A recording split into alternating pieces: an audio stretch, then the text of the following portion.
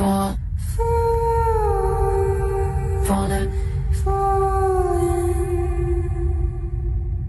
fall in love.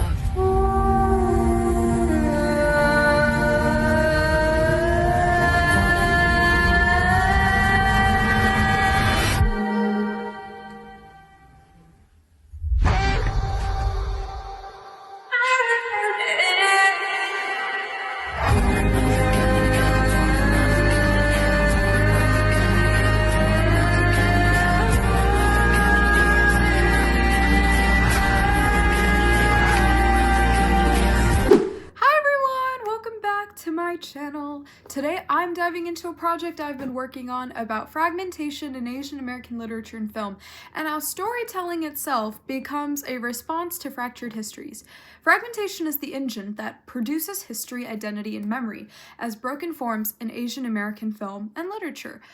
Fragmentation isn't just something these stories talk about, it's something they perform. The broken timelines, ruptured memories, and narrative jumps are stylistic choices that serve as structural responses to histories that essentially refuse coherence. Before diving into the nitty-gritty, I want to talk about the theorist at the center of this conversation, Lisa Lowe.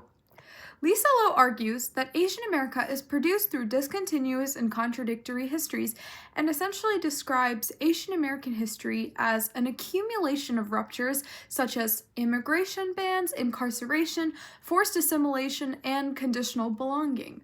When Lowe expands on this by explaining that citizens are juridically legislated, territorially situated, and culturally embodied, she reveals how Asian American citizenship is always precarious, always partial. History is already fractured before the subject enters it.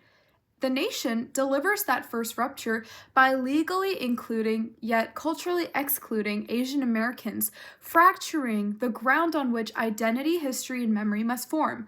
Essentially, Asian American subjectivity forms in fragments. Therefore, Asian American storytelling must become fragmented too.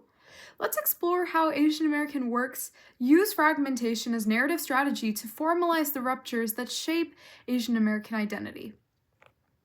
Fragmentation functions as the structural force in Asian American film and literature. It produces these fractured histories that destabilize belonging. Those fractured histories generate fractured subjects whose identities cannot intersect, and the fractured identities inherit memory as discontinuous and unresolved, creating a cycle in which narrative, citizenship, and immigrant selfhood are continually shaped by this fragmentation as both method and condition. Ooh, that was a mouthful. Let's start where fragmentation starts, the nation. Because if the country can't commit, why would the narrative? Asian America itself begins in contradiction. In John Okada's novel, No No Boy, Ichiro navigates post-war Japanese-American life in a nation that demands loyalty from citizens it refuses to recognize. Okada fractures the novel's narration by jumping between interior monologue and jarring confrontations because Ichiro cannot sustain a unified self. His identity splits where the nation splits. Ichiro attempts to inhabit the mutually exclusive identities imposed upon him, but the forms of citizenship available to him are structurally incompatible. He says he breathed the air of America and yet had never lifted a foot from the land that was Japan, encapsulating the paralysis of occupying two national spaces at once, while being refused full entry into either. His identity is not an intersection, rather it is a collision of demands that cannot coexist. This impossibility resurfaces when Ichiro confesses, "I wish with all my heart that I were Japanese or that I were American," and the subject produced here is continuously invalidated by both identities. The novel formalizes this by refusing coherence and resolution because Ichiro's identity cannot intersect into a whole, mirroring the structural contradiction Lisa Lowe identifies. The Asian American subject is constituted by histories that cannot be unified into a single narrative. His fractured self is the direct outcome of fractured historical belonging. Lowe calls Asian Americans foreignness within, citizens that are positioned inside the nation but never fully of it. Okada formalizes this contradiction with an ending that denies narrative resolution, which reflects Lowe's claim that the nation withholds the conditions for a coherent Asian American identity in the first place. Now I'm going to cover a really interesting aspect of fragmentation. In Daniel Kwan and Daniel Scheinert's sci-fi film Everything Everywhere All at Once, the concept of fragmentation is taken literally. The film follows Evelyn Wang, an overwhelmed immigrant mother already stretched thin before the multiverse opens up. Her fractured universes map the competing demands of immigrant life. Be successful, be dutiful, be grateful, be perfect, be American, be Chinese. Where No No Boy reveals fragmentation as the impossibility of belonging, Everything Everywhere All at Once shows how that same fragmentation also multiplies inward. Evelyn becomes a subject whose identities cannot intersect without contradiction. Rather than choosing between selves, she's splintered by expectations that demand she be all of them at once. Alpha Wayman's line, "You're living your worst you have so many goals you never finished, dreams you never followed," directly articulates this dilemma and shows how impossible it is for her to meet every historical and cultural demand placed upon her. Each version of Evelyn is tied to a different expectation. Immigrant daughter, successful singer, an American business owner, a Chinese wife, and none of these identities can be housed in a single narrative. So the film's multiverse formalizes this conflict by utilizing disorienting jump cuts, tonal swings, and colliding universes. Kwan and Scheinert's multiverse can be read as absurdism, but Lowe's framework positions it differently. Everything Everywhere All at Once visualizes the pressures embedded in what Lowe calls the historically sedimented particularities of race, national origin, locality, and embodiment. These particularities are not surface-level traits. They are accumulated histories that adhere to the Asian American subject and resist fusion into a singular identity.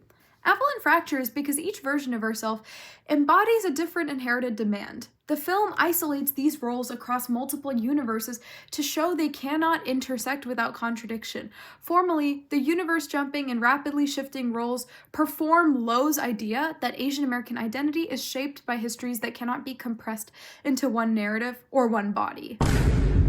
When the self is fragmented, memory can't remain whole, Joy. Alright, let's talk about fragmentation when presented through the graphic novel form. T. Bowie's graphic novel, The Best We Could Do, reveals that Asian American memory is not stored as continuous past, but as fragments passed from one generation to the next, becoming inheritance. Bowie's memoir reveals memory as something broken long before she could hold it. Let's talk about culture in this context. Lisa Lowe describes culture as the contemporary repository of memory and of history, the space where those fragments must be gathered and made legible. In this way, Asian American memory becomes something assembled from those fragments, rather than a preserved past. This exemplifies how Asian American identity is often mediated through cultural memory, which includes stories, art, family narratives, and other things because the political nation refuses a stable, cohesive identity. Bowie's narrative is constructed from the remnants of her family's history rather than completed stories, so the weight of what came before her becomes part of what she inherits. Her memoir is not a linear recovery of history, it's an encounter with gaps, silences, and inherited wounds. The visual form itself fractures through panel breaks, timeline loops, and memories that blur into myth. The book looks the way memory feels and is assembled from pieces that never fit together cleanly. Bowie fears that fragmentation extends beyond herself, as she worries that she will pass on some gene for sorrow or unintentionally damage her son in ways she cannot undo. But this fear also marks her awareness of the cycle itself, an awareness that her parents never had. By recognizing this fracture, she creates the possibility of interrupting it. Her son represents the breaking of that cycle and the emergence of an alternative subjectivity, which is what Lowe describes as memory remade through culture. In this way, her son doesn't erase the fragmentation necessarily, but he allows it to be carried differently. Therefore, fragmentation becomes an archive rather than a wound, which, remnants that can be arranged instead of repeated.